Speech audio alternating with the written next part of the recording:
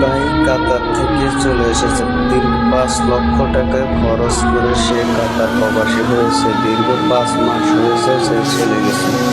তার ফাঁকে তার বউ পরকিয়া করে তার পাশের বাড়ির সাথে একটি ছেলের সাথে চলে গেছে।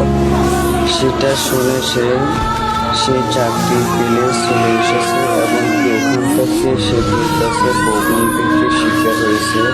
তাকে ঠিকমতো চাকরি দেয়নি, কামা দেয়নি, সেটা ভোগান্তি হয়েছে, ওখানেও হেনস্থা হয়েছে। পরবর্তীতে শুনেছে তার তাকে ডিভোর্স পেপার পেটিয়েছে। তারপরে সেখান থেকে সে চলে গেছে। দীর্ঘ 5 মাসে ঘর সংসার করে সে আসার 15 দিন আগে সে চলে গেছে। তার একটি 2.5 বছরের বাচ্চা আছে। আসলে নষ্ট নারীদের বিচার প্রকাশ্যে রাস্তার মাধ্যমে কি করা উচিত, তাদেরকে ঘর করাতে যায় না, তাদেরকে ওখানে শাস্তি দেওয়া উচিত। এবার জন্য সবাই দেওয়া ভাই।